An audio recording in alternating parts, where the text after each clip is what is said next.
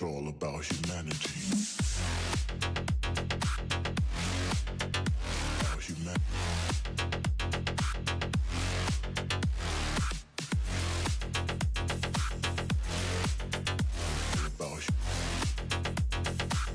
It's all about humanity. About humanity.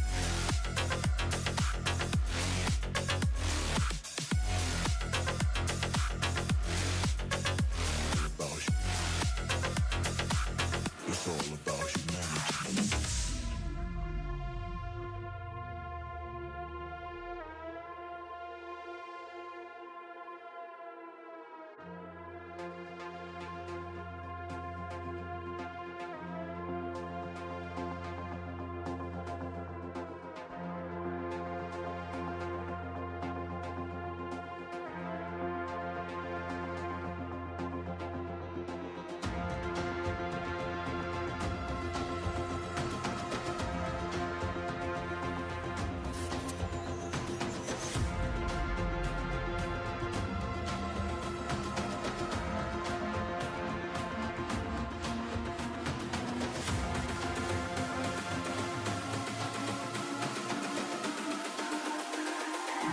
It's all about humanity.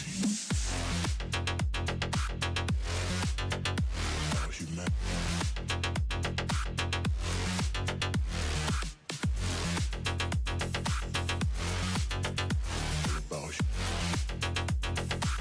It's all about humanity. About humanity.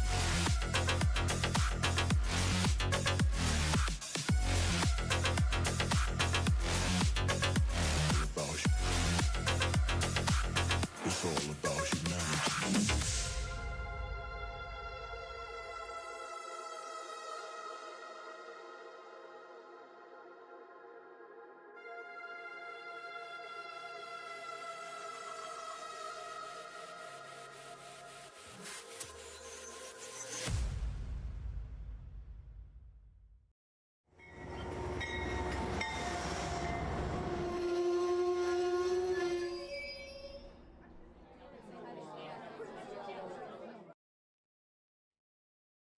Hello, model citizens. Welcome to Junction. Tonight on Trains and Tech, we're going to talk about this weekend.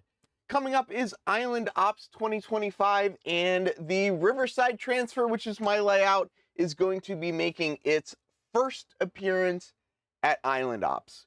And I gotta admit, I'm a bit nervous about it. It feels a lot like the last 3 or 4 years were kind of leading up to this sort of event. So I was at Ops Till You Drop last weekend. I have Island Ops this weekend, so lots of ops, but this one feels a little bit different. And before I get into some other stuff, I guess, I don't know. I mean, this is getting into it. I guess we're just getting right into it. I don't even know how to explain this. It's like, I got this thing on my desk here. It's a little like picture thing, and I guess it's not real easy to see here. So I do actually also have it set up here. But there's a guy named Mikhail. I don't know, try it. If you can say that, great, say that. I don't know how to say his name, but he wrote a book called Finding Flow, and in that book was this little diagram. And as I'm thinking about this weekend, and as I'm thinking about operations, this is what I'm thinking about. I am trying to come to that perfect balance of challenge versus skill, so that the operators that come over to my layout can get into this state of flow. And flow is kind of like, you know, that state where like you're not really even thinking about stuff. You're just so into what you're doing that things are just like, they're just happening. If the challenge is too high and your skill level's too low, you get anxiety. If your skill level's too high and the challenge is low, you could have boredom or relaxation. So I'm like really I'm really kind of like racking my brain trying to figure out how to set up not just my layout for success, but also setting up my operators or the operators for success. I think and I think every model railroader that owns a layout wants that for the operators that come, but they want the operators to have a good time. And to me, having a good time, it's about this. It's about getting to that getting to the flow state and not to the anxiety state or the boredom state or whatnot. So I guess some of the stuff tonight is about how I'm gonna get to that place, and some of it is just about regular old stuff. One thing I guess I should get to is I got a couple boxes here, and I do want to just open these boxes up. These are related to this weekend, at least if I have done everything correctly. They're related to this weekend, and we'll see. I guess it's kind of it's a joke, but it's kind of a thing that one of the most important parts of hosting an op session is good snacks. So, I got snacks, and I just thought these would be fun snacks. I don't know why, but these are the old school animal crackers in the box. I just thought they're fun snacks. So I thought these were, I thought these would be a nice little addition. So if you ever come to operate on my layout, I will have animal crackers. I don't know why, but yeah, and they're right. They're the old school Barnums, and as a guy that's kind of into the whole circus thing, I kind of feel, yeah, I don't know. I like them. So I got another box here as well. This one's a little bit bigger, so I'll probably just leave it down here, and we can maybe get into it down here as well. So it's important at all your op sessions to have plenty of water. I don't actually have any Capri Suns, but we do have water. I already have bottled water, but I figured just to take it up a notch. Again, trying to make it an inviting weekend. I'll have water. I've got some bottled tea, but I also got the coconut water. So if you like coconut water, I got a case of it. I don't even know how many are in here. Who knows?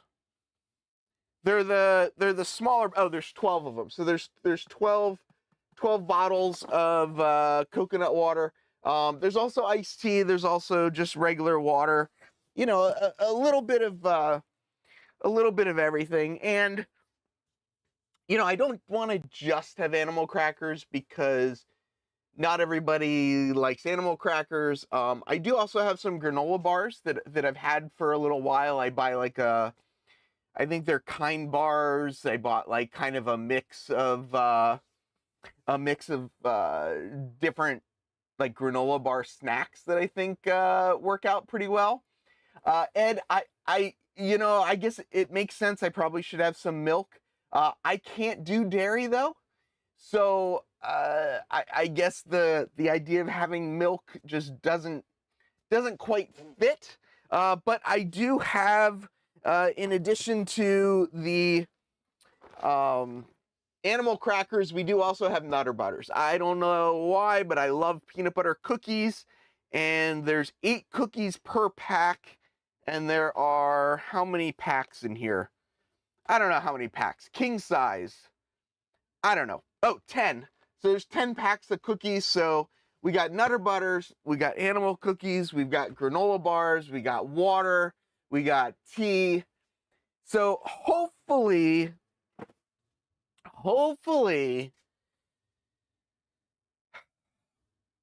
part of the experience of coming to my layout is a decent selection of enjoyable snacks, I guess.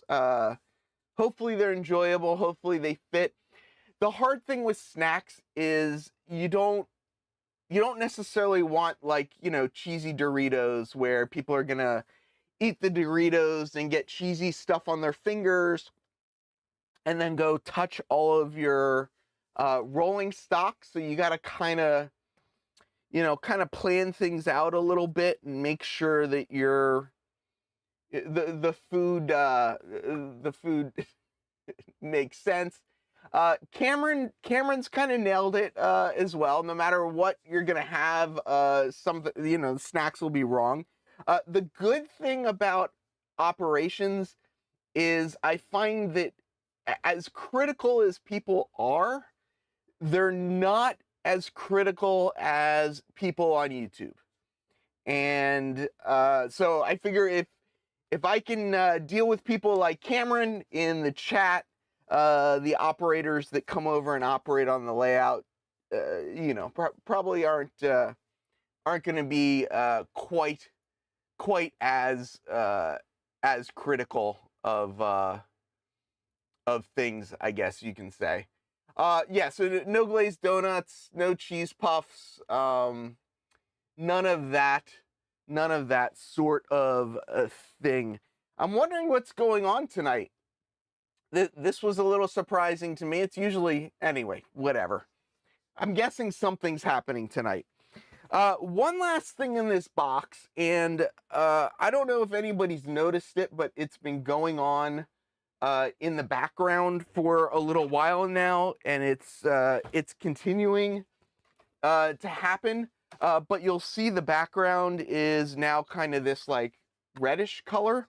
There's been a sunrise going on in the background, and you can kind of see the sun's kind of coming up over here. It travels kind of around the room.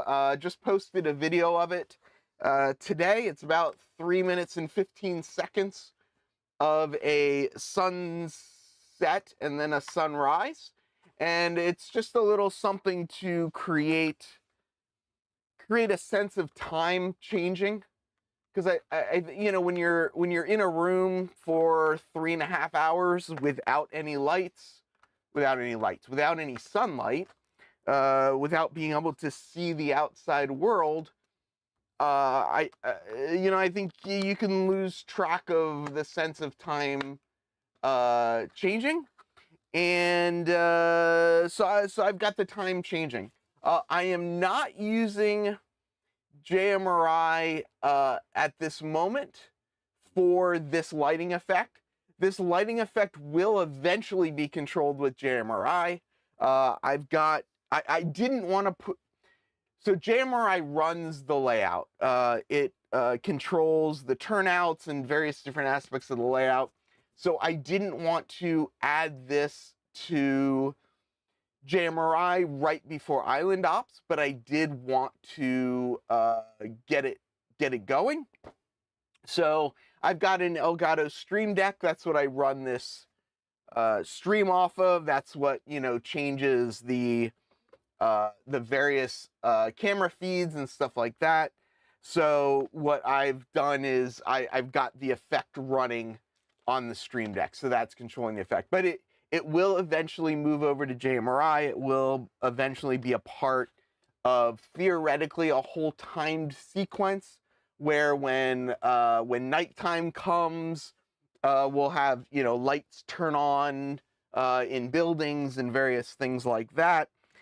The problem that you have with operating at night, obviously, is that you can't see as well.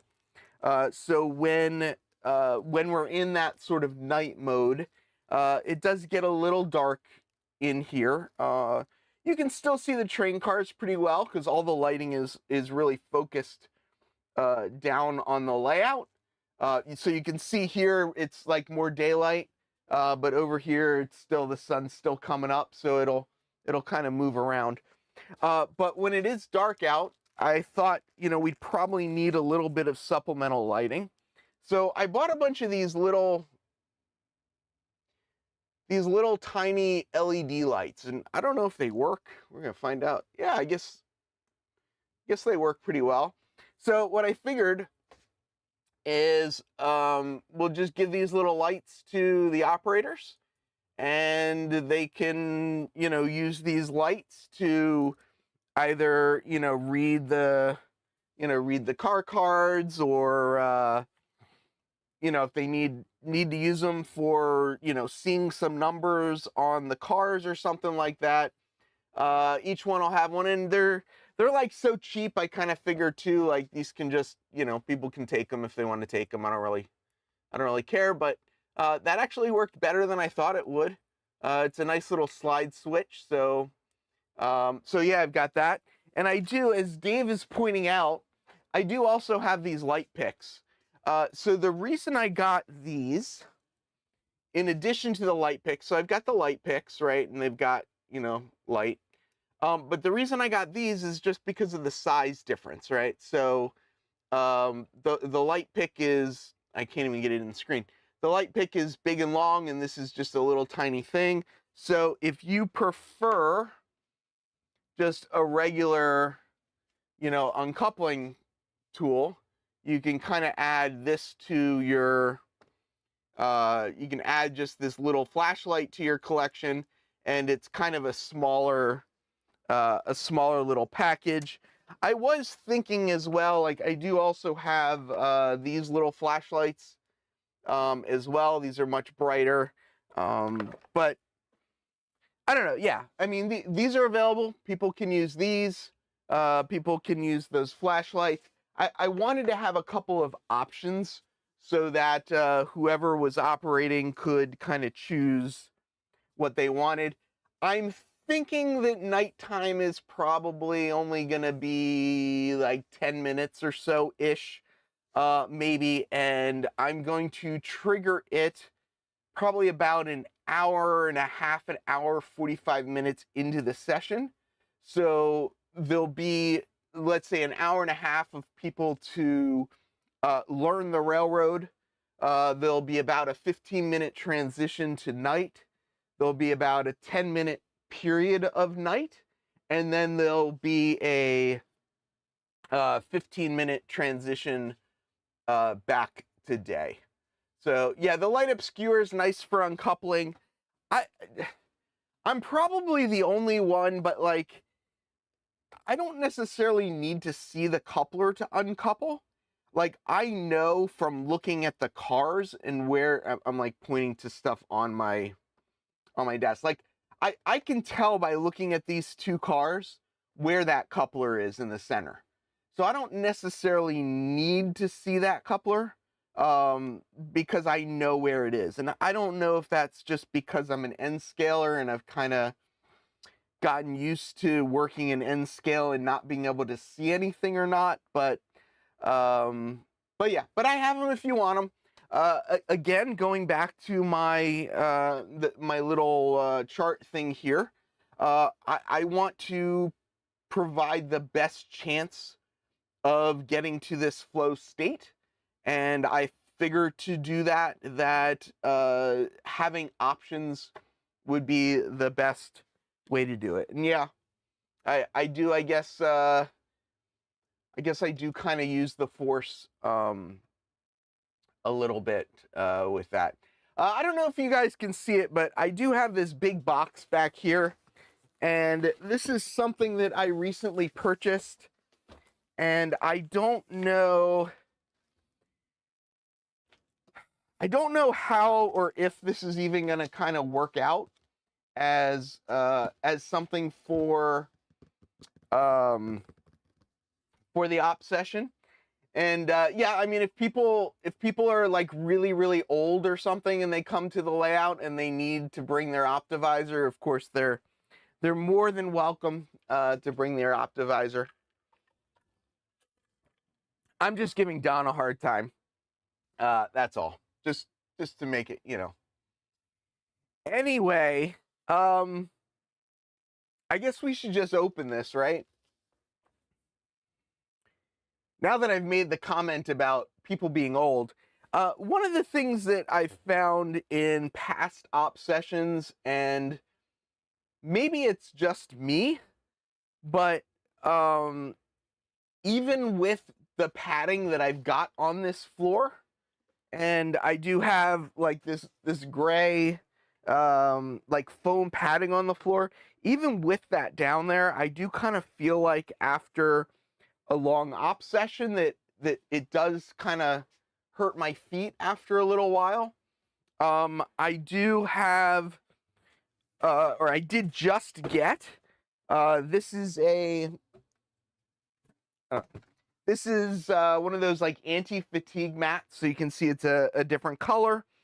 So there's an anti-fatigue mat on this side and an anti-fatigue mat on this side. The theory being that these are where the yard operators would be standing, so they'll have somewhere nice and soft to stand on. It does create other problems kind of thing, but I think it was sort of the right thing to do for the layout. So those are there. But the other thing that I kind of wanted to offer, and because of the way I designed the layout, I do kind of have space for it, but I wanted to give people the option to be able to sit down if they want and or need to. So I've got this this chair here,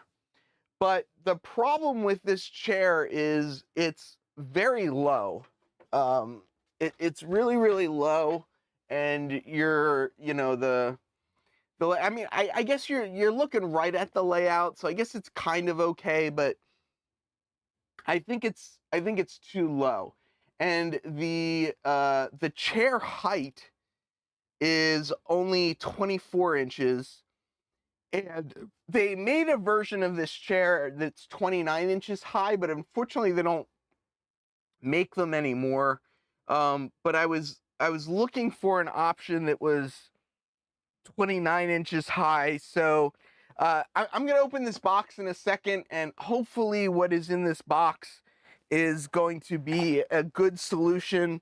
But the thought is, you know, these are they're folding chairs, so they don't take up a lot of room when folded, but if somebody does want to use them, it is an option.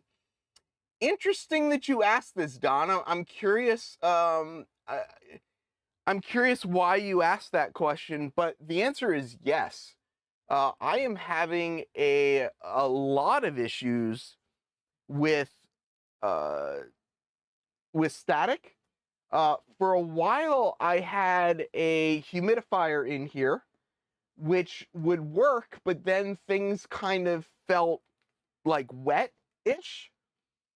And I don't have the humidifier in here right now, but it's 25% humidity in here right now, which should theoretically be high enough to not have static charge, but I still seem to be having some static issues. So I'm curious if you've experienced that somewhere, and that's why you're bringing that up. So some people have mentioned bar stools with backs. Some people are mentioning height adjustable chairs. I do have those items. Oh, interesting. So it's the rubber mat that's causing the problem. But why would a rubber mat be causing static when it's rubber? I mean, I guess you're being insulated from being grounded. So instead of grounding to the ground, you're grounding to the track. I guess that's the issue. Maybe I need to get those anti-static wrist things for all the operators to wear, so that they're discharging to something. But yeah, static charge has definitely been an issue. Back to you are not grounded. That is a statement that has many different meanings to it. But yeah. Sorry. So back to the chairs. I don't know. So I have height adjustable chairs and stuff like that. But the problem is they take up a lot of space, and there's not a lot of space in this room. So what I really wanted was a folding chair that could fold up and unfold for people to use them. So that's the problem with like bar stools. Is uh, bar stools can't be folded up and gotten out of the way. So that's kind of the issue. Dentist stress levels are high. I mentioned that right after you went to go get your food. I started talking about how I was very stressed out. This box arrived like open, so I'm hoping these are going to be in one piece and not too banged up, but my expectations are low. The irony is, the 2 chairs that are in this box are more expensive than 2 of these chairs, actually more expensive than I think like 4 of these chairs, but unfortunately these chairs aren't made anymore.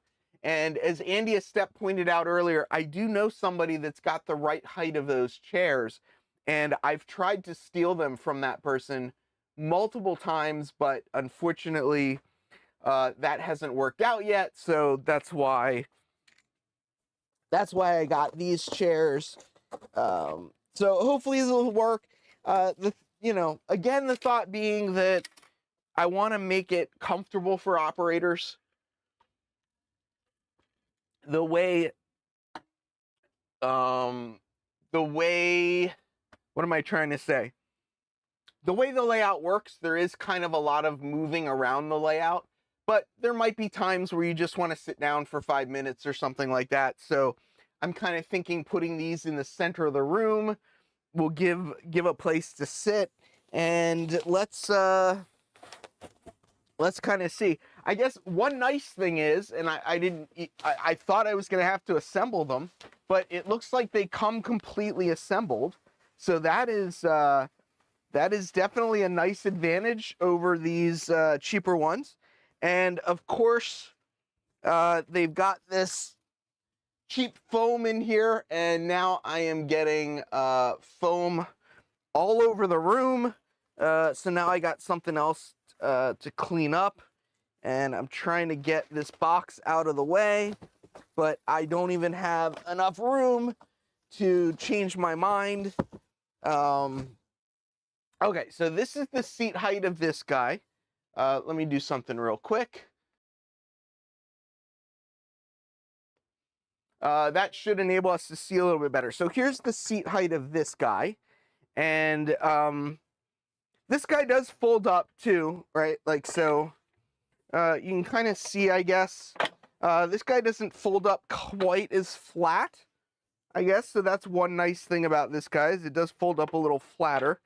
You can tell it is a little shorter. So let's, so there's that one. And now there's this one. It says this chair can hold up to 275 pounds. I think that should cover most model railroaders, I think. But they do have a weight limit. So we can see the chair height is taller. So that's a good sign.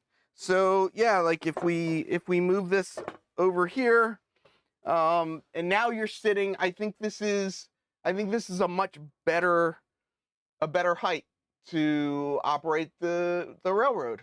So yeah, exactly, Adam.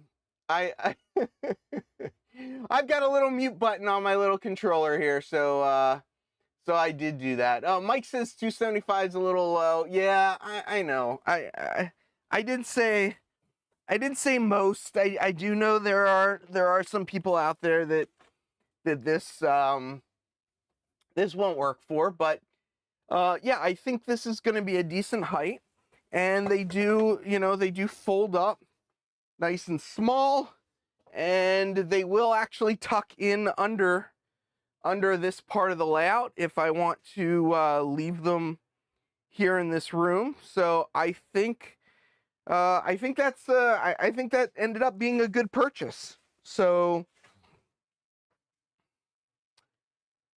yeah, I got two of those chairs. So I'll put like one facing one way and one facing the other way, and they'll kind of just be in the center of the room here, and people can put their drinks on them or whatnot, or they can sit on them if they so choose.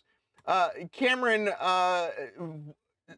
can you even get a phone book anymore? I don't even know.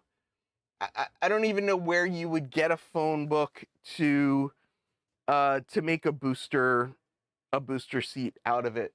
But you know, I guess it is what it is, right? I mean, that's kind of, I don't know. I think they're okay.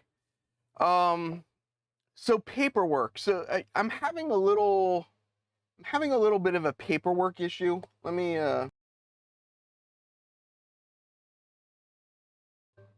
I don't know why. I like it dark in here. I don't know, maybe it's just me, but I don't know. Things feel, I don't know. I like it darker in here. The last thing that I need to solve to get myself to this flow place is I'm trying to, or I should say, I think the downside of my layout at this moment isn't the track work. It's not the car cards and waybills. It's not the locomotives. It's not the throttles. It's not the lighting. It's not the chairs. It's not all the stuff that I'm focusing on. I think the biggest problem that I'm having at this moment is, how do I quickly and efficiently relay the operations scheme to a brand new operator so that they can have a good experience. What am I going to tell you? What is the question and what's the answer? You must be this tall. Yes. Paperwork issue. You say it isn't so. Yeah, I've got a lot of paperwork issues. The primer that I wrote really was for me, and I know that. I know it's a lot of information. I'm trying to, at this point, distill it down as small and precise as I can. So one of the things that I've come up with is this little card here, or these cards, I guess I should say. There's two of them. So if you're working the north yard, this is your card. If you're working the south yard, this is your card. So basically, these will be hanging up, you know, over the layout, on the side of the layout. And this is exactly what Don just said. I'm realizing is my big problem is operators don't like looking at paperwork. I think that's one advantage of switch lists in a way, because you can just kind of start at the top of the switch list and just work your way down the switch list. And it might not be the most efficient way to do things, but you'll get all the work done if you just follow the switch list. But with car cards and waybills, there's definitely a little bit more to figure out. So what is this, right? So you're probably like, well, this doesn't make any sense. So what this is, and this is actually a version 1. I have a newer version that's a little bit, makes a little bit more sense. But Dave, that's actually really funny. That's actually not a bad idea, actually, to have some sort of video thing going. But Dennis from Otter Creek is talking about color. So here's the thing. HCJX, Human City Junction, runs the north yard, and it's yellow, that yard, and they are responsible for this area, and this area. So that's why it's in yellow.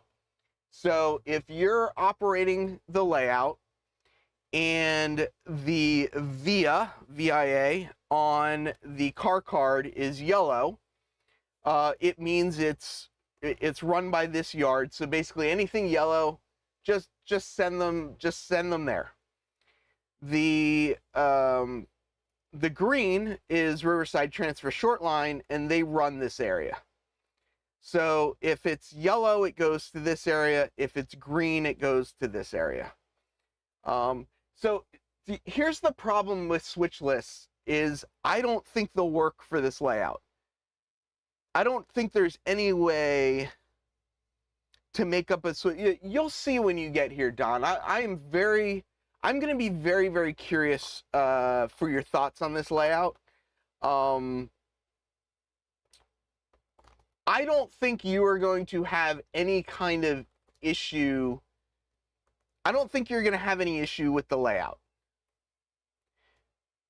And this is where it gets hard.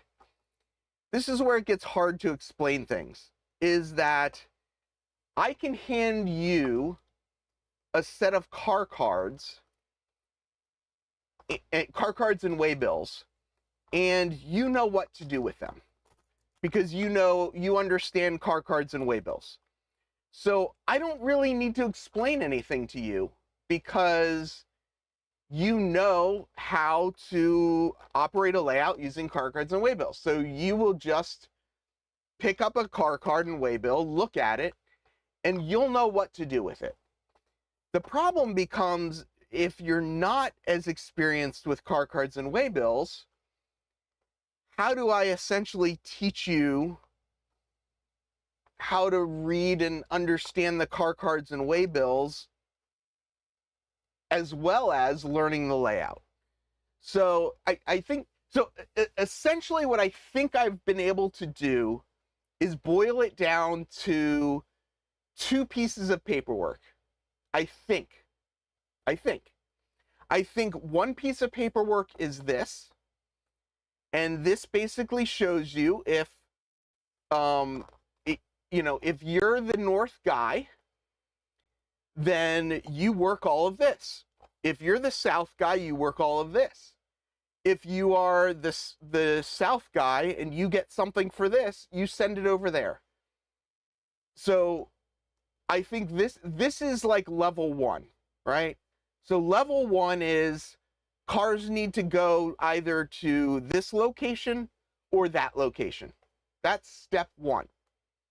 Step 2 then is once it gets to that location, then it needs to get to the industry within that location.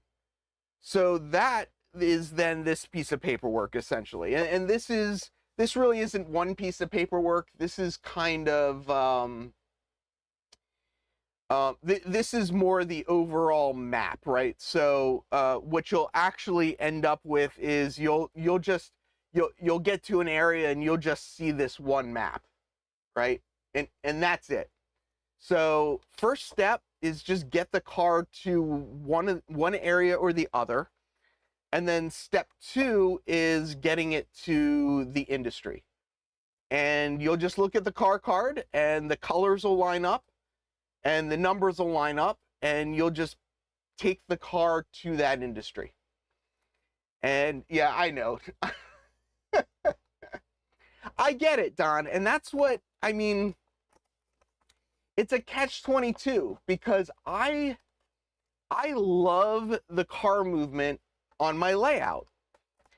And one of the things that I'm struggling with is that I love how my layout runs, but the first session that somebody is here, they are going to have questions. And I mean, I hope that people I hope that people do have questions. I mean, I would rather somebody ask me a question than not ask me a question. I also think, I think somebody who just said it, who just said as well, Dave said, don't try and solve problems that may never occur. I also think that's part of what I'm doing. I think part of what's happening is that I'm overthinking things. I suspect, Don, that I could hand you these two pieces of information and that you'd be able to go through the car cards and run the layout. I actually have no doubt in my mind that with these two pieces of information, you would have no issue running the layout. The problem is not everybody has your experience. And that's, I guess, that's where I'm getting stuck. So one of the other things is I was, when I initially set up the layout, my intention was to only give people this. But then I had some people come to the layout and people wanted more paperwork. And I was like, why do you want more paperwork? And they're like, well, I want to know, like, step by step what I needed to do. And that didn't really make a lot of sense to me, because to me, this is enough. To me, this is all you, to me, this is all you need.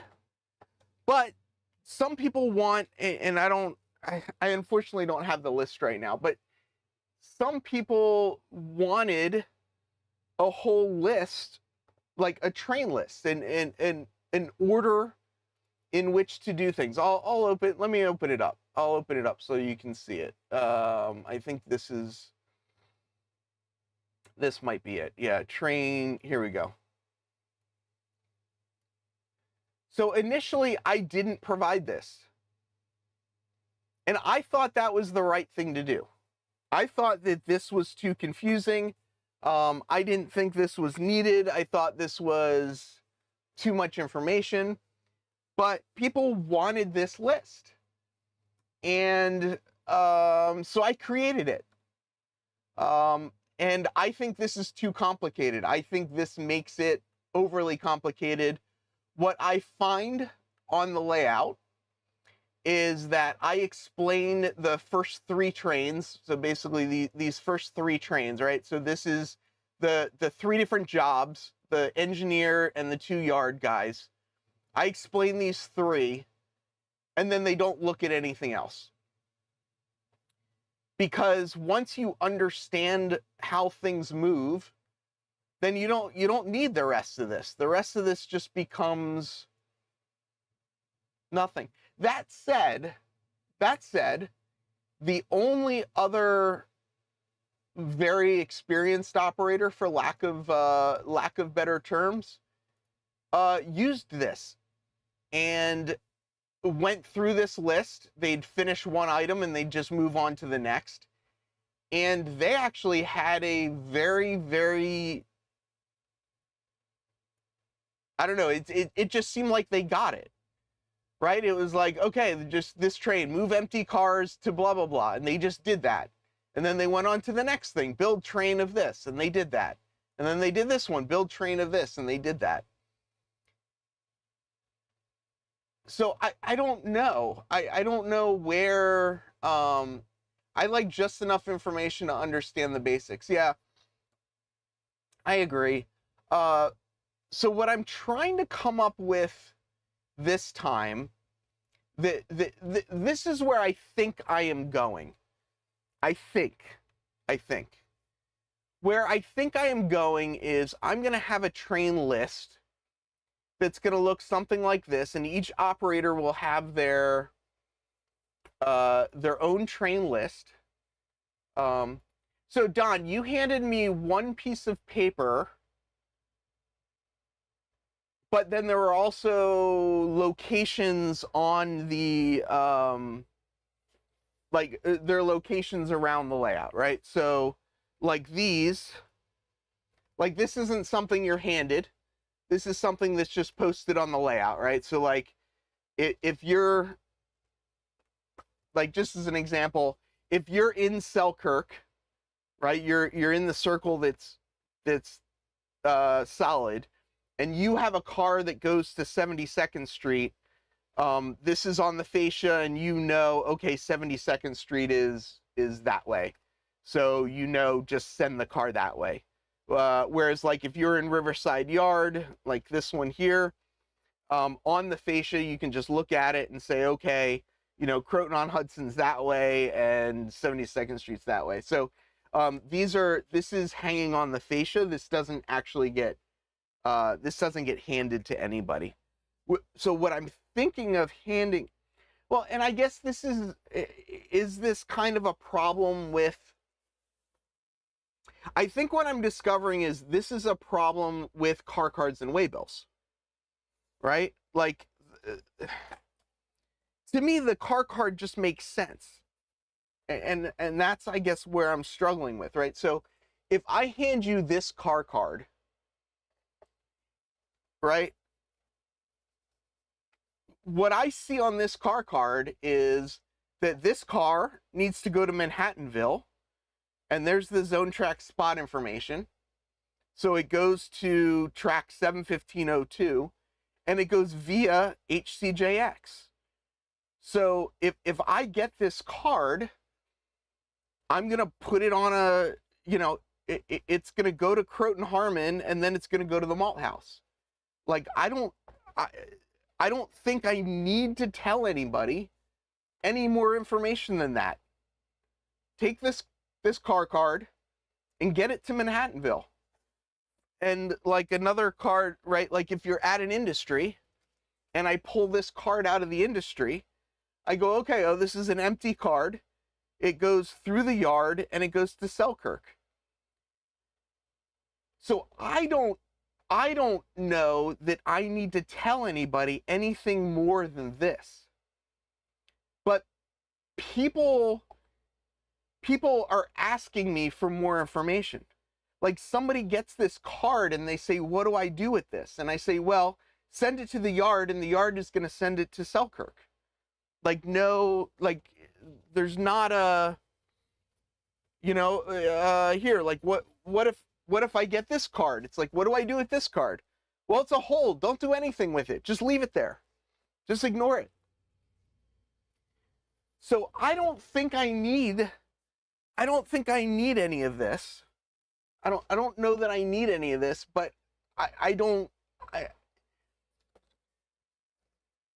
so that's what I'm curious.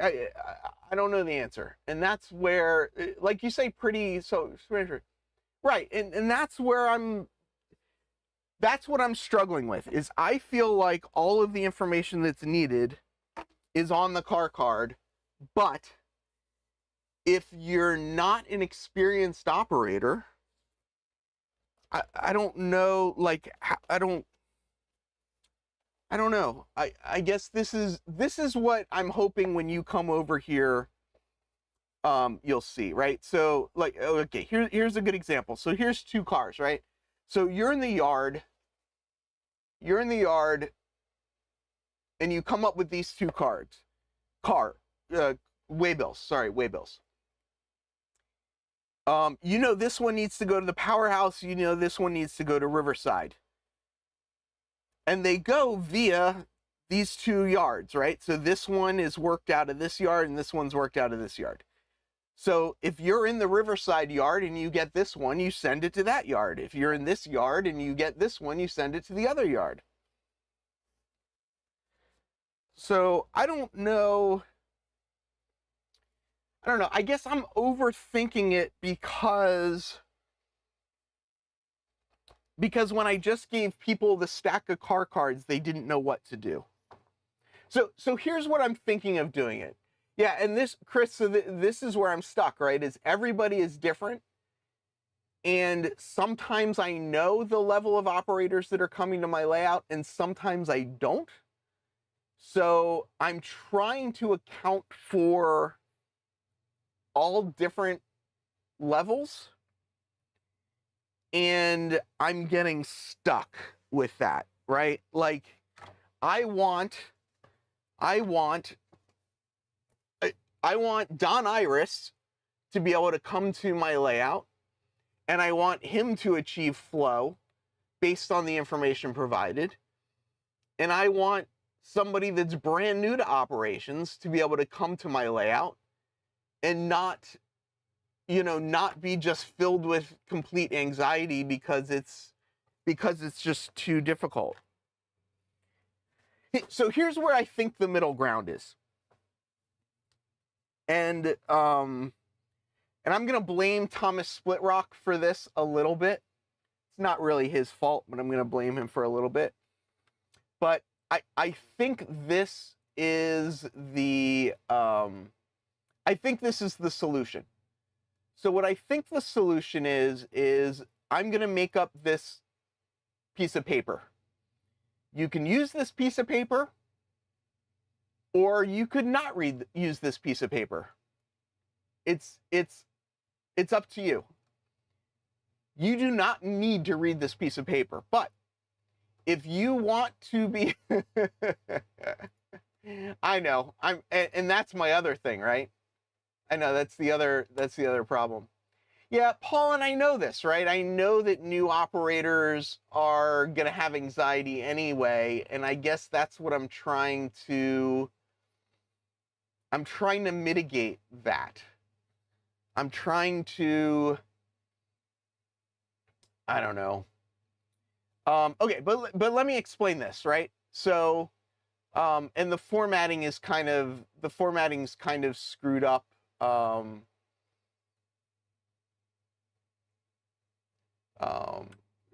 formatting's a little screwed up on this because I built it on a Mac and this is a PC. But if you are a newer-ish operator and you want the information, then you can read this information and it'll tell you what to do step by step. So if you want to, I will tell you, right, if you're the short line engineer, this is your first job. This is all coming from a rookie operating. Say more, or what are you? And yes, you're correct. I am not at the point where I have had experienced operators. Oh, I see what you're saying. This is coming from a rookie ops host. Yeah. To date, I've only had one experienced operator operate on this layout. So I guess what I'm really struggling with is how to help the beginner and the intermediate operators have a good experience. And I think what I'm kind of realizing is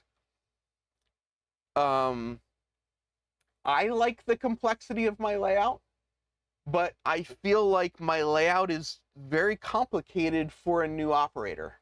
And I think that's kind of a mistake that I made with the design of my layout, is that I don't have any easy jobs. And I guess part of what I'm trying to figure out is how to create easy jobs on my layout. So let me go through a couple of the questions. I saw the exact opposite. Get some trains running, turn off the lights, throw some, yeah. There are people who shouldn't have a driver's license and can't read simple road signs, yet they're, on the road, exactly. Guidance based on operator comfort, familiarity with the layout and operator experience has been the answer in my experience. Some people will just need a little extra guidance. That's been my experience. Question, have the op sessions been enjoyable? The feedback that I am getting is that people are enjoying the sessions. I am very stressed out that people are just telling me that and that it's not really true. But I don't, but nobody to date has really said, they didn't enjoy the session. The one very experienced operator that came to the layout, though, didn't give me a lot of feedback. So I guess that's where a lot of my concern is coming from, is that the one guy that I was hoping to kind of get some feedback from didn't really say much. So I'm concerned that they took the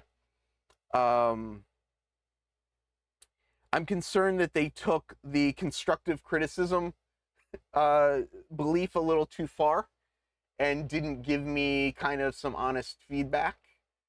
You'll learn to chill out and your operators will be fine. I'm curious, and maybe Andy's still here and can answer this question, but I'm curious if the operators, I try and get all the stress out of the way ahead of the op session, and then whatever happens during the op session, I don't care. I don't care how much work gets done during the op session. I don't care if things don't end up in the right spot during an op session. I just want the operators to kind of enjoy themselves. So, and this is the project manager in me, is I try and plan out each and every thing. And then I didn't give him a form, but I did whatever. Paul asks a good question. What do you define as experienced? I guess for me, experienced is that I can give you this car card and you know how to read it. And I say that as somebody that feels like it took me about 2 years, probably, maybe a year and a half, to get to the point where you could hand me a stack of car cards with very little information and I could figure it out.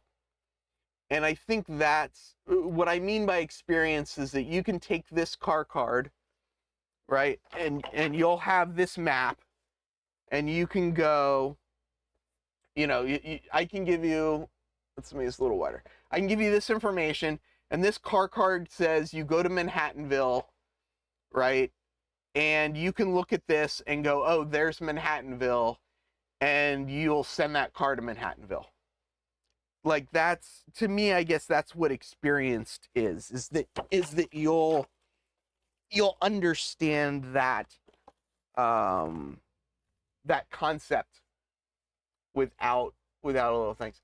Don says, I laugh when I go to an op session and something goes wrong and the host starts sweating. I absolutely do that. If I see an operator fussing with a locomotive because they're having an issue with it, I start panicking. I start sweating. I start all of that stuff. That's experience with car cards. There might be someone experienced with timetables and not with car cards. 100% true. Yeah. Yes, there are several layouts in the area that run off of switch lists, and when those people come here, they don't know the car card system very well. So yes, I do agree that it's that way. Okay. Oh, so Dennis has been here. In my experience, your operators will be fine as long as you tell them not to live stream while they operate. Yeah. So Dennis came and ran on my layout. I think it was the second time you were here, though, not the first time. But Dennis has operated here. So I guess, so there's a question for you, Dennis. During op sessions, do I seem like I'm a nervous wreck or not? Paul says that's me, only operated on 2 car card layouts, but plenty of switch lists. Interesting. Yeah, I guess, so that's something interesting about Don Iris, right? That's hilarious. I know. I'm sure it'll happen. I'm curious about Don, because Don, while he's a very experienced operator, he uses switch lists on his layout. So I don't doubt that Don has a lot of experience with car cards, but his, at least based on when I operated on his layout, his preference is switch lists. So yeah. This is a good Sorry. So real quick, so Dennis is answering the question. Yes, he could tell I had a little bit of anxiety. So Lauren Horowitz, who's my dad, for those of you who don't know, says, will you run with all novices? Would it be possible? And the answer is yes.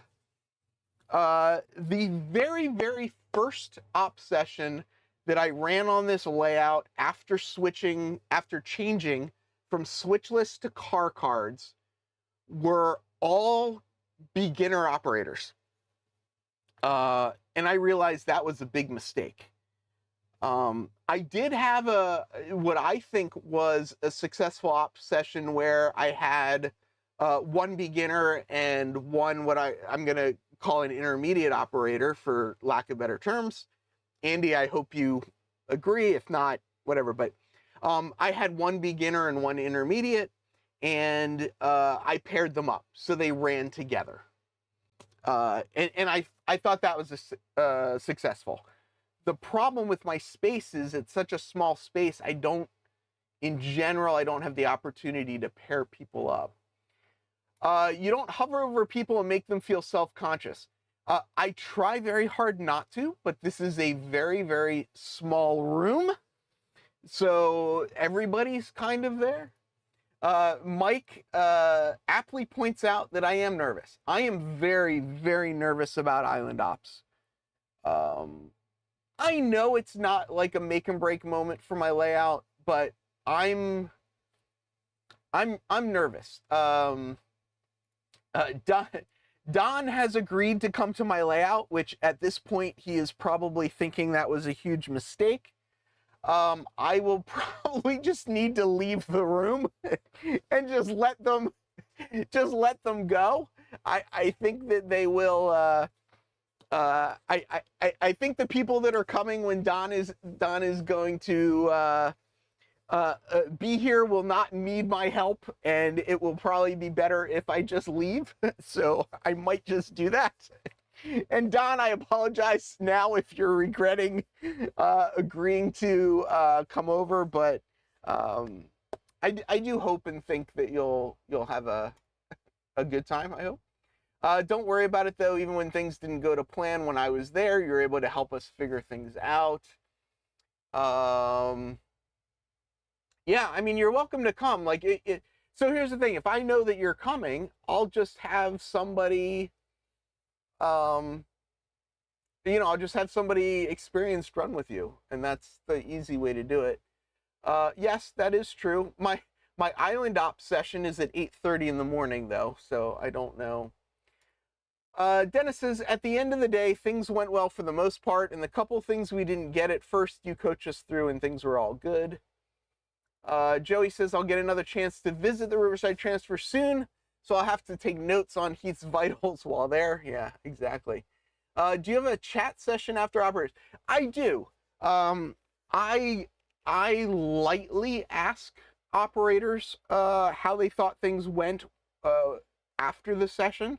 But then I do also send a follow-up email, and the intention of that is that people might not say something to me to my face while they're here, but I'm hoping that maybe via email that they'll tell me. Paul says, stand in the corner. Yeah, face the corner. Don said, I have over 500 car cards. Yeah, I am so glad. I think there's like 100 and... There's about 130 on my layout. Mike says I use the old-fashioned car card and waybills method, but they're 75 years young. Don says not regretting it. Okay, good. Dennis says, if you want, Heath, I'll live stream the extra session for Don and others. I just don't think there's... So... there's going to be a special guest during the session Don's coming to, so there's not going to be any room for anybody in this room. If anybody wants to change their mind, they'll have to leave. I'm actually curious. There's going to be 5 people in this room for Don's session, and I think it's going to be fun. because one of the people is going to have a job that's kind of a disruption sort of job. So like if things are going too well, I'll have them run a train. So I think that'll kind of be a lot of fun. Haha, Andy, Heath asked me on my layout if what he was doing was my way of running that particular job. Yeah, I do. That is one thing I do kind of look to see how people are running the jobs, because I do think it's kind of interesting to learn from that. Steve says, wait, you're in New York City. Steve, you were here. You know where I live. Yeah, Andy just gives me trouble. Do I need it? I don't know. Let me know. My first foray operating N scale. That is another thing that makes me nervous, is that a lot of people are HO scale centric, right? And I'm the first N scale layout at Island Ops. And I personally have never, ever operated on another N scale layout. So I don't know how other N scalers do it. One thing that has actually surprised me, and I'm kind of glad that it's happened this way, is that I don't find there to be a huge difference between HO scale and N scale operations. The cars uncouple the same way, the waybills are the same, the throttles are the same. It's all kind of the same. Yeah, no beans for dinner. Yeah. Yeah, 5 people in this room is going to be a little tight. How long does it take to develop a job? I've been working on this ops scheme for about 1.5 years, continually making changes on it. I started out using switch list for about 8 or 9 months, just to kind of get a sense of how cars could run around the layout using a more kind of random scheme.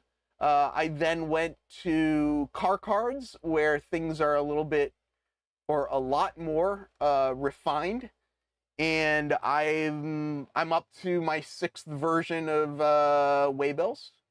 And yeah. Do you offer a study session? The first time you're here is kind of a study session. I think maybe Heath just needs to eat a space brownie before the session will go fine. Yes, Sparky, you are a little late. My biggest concern with operating N scale, even when I had one, is bumping something and having half the rail cars jump off the track. Andy, a step. I don't know if you want to address that comment or not. Don says, I have no problem telling a host to their face if I see something that could be better. Anybody that knows me asks me. Yes, and I am looking forward to that. I am really hoping. I mean, Don may tell me tear it down, which this is, if you don't know, this is Riverside Transfer 2.0. There was a 1.0 version that already got torn down once. And the reason it got torn down is because it was terrible. And I knew it was terrible. Andy, the comment I was asking about was this one here. Paul said, nope, not that one. Where's the one from Paul? Paul made some comment about him being afraid that N-scale cars will fall off the layout.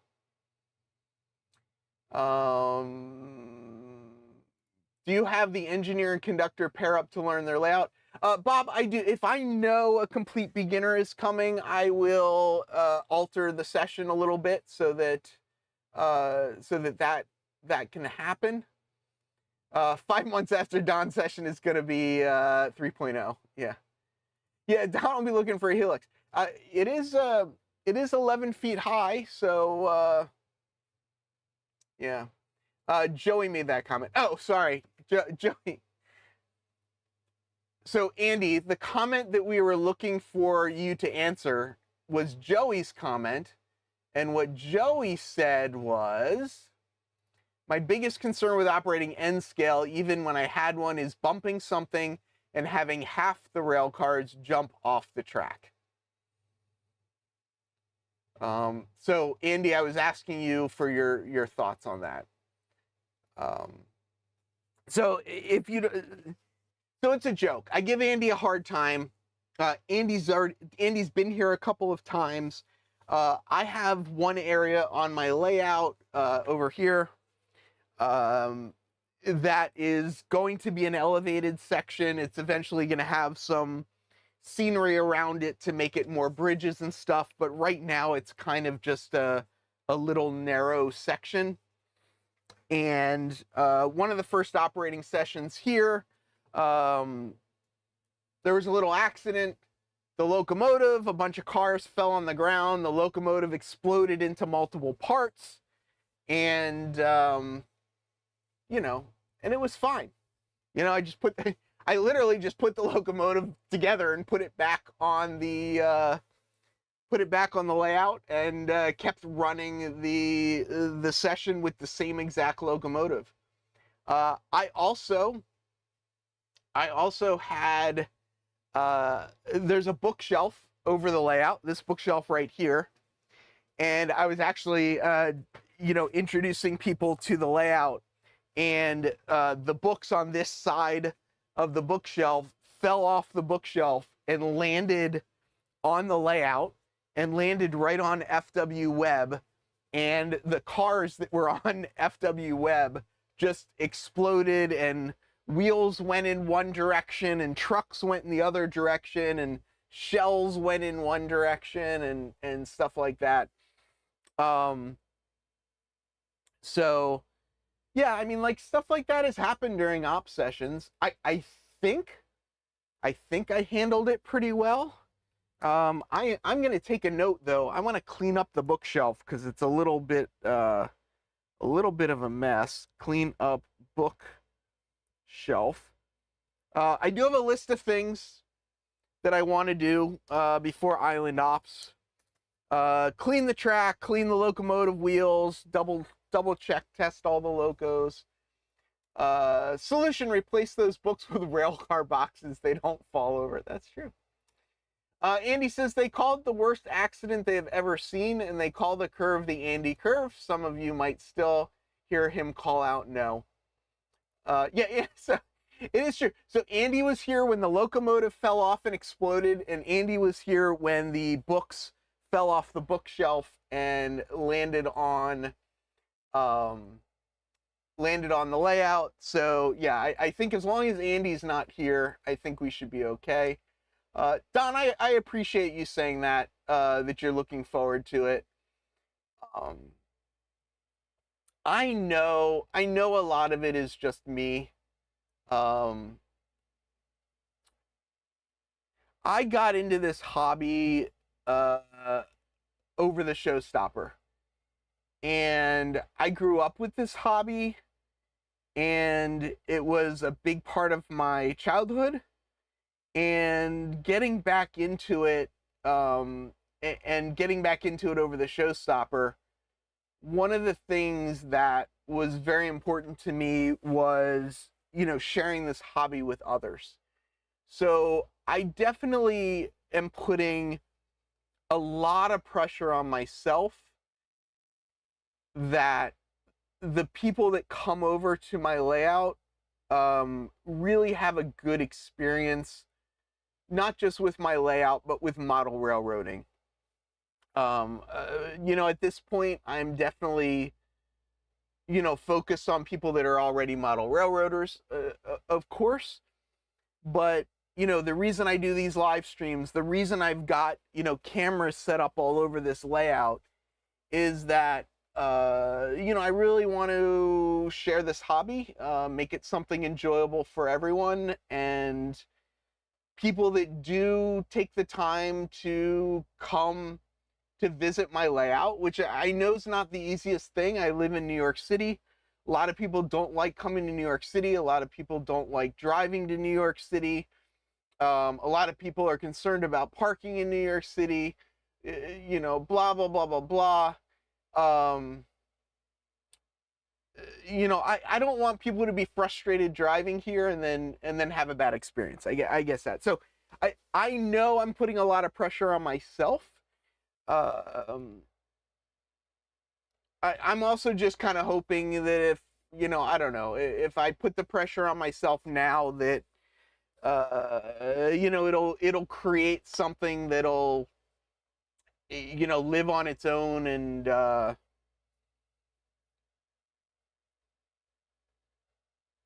don't know, you know, be something bigger, and you know, and yeah. From the city that never sleeps, farewell, model citizens.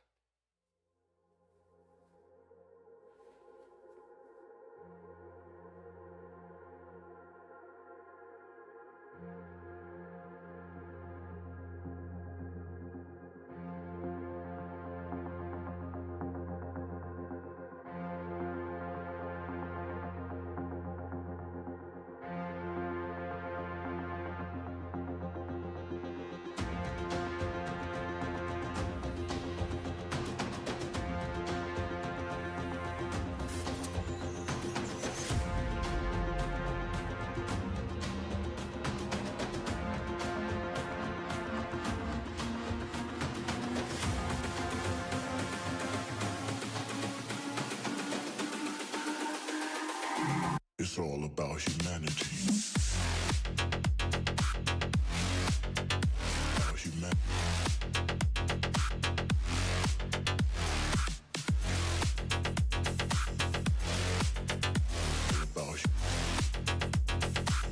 It's all about humanity.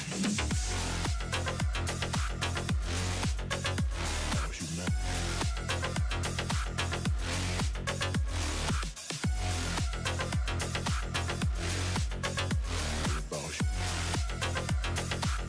It's all about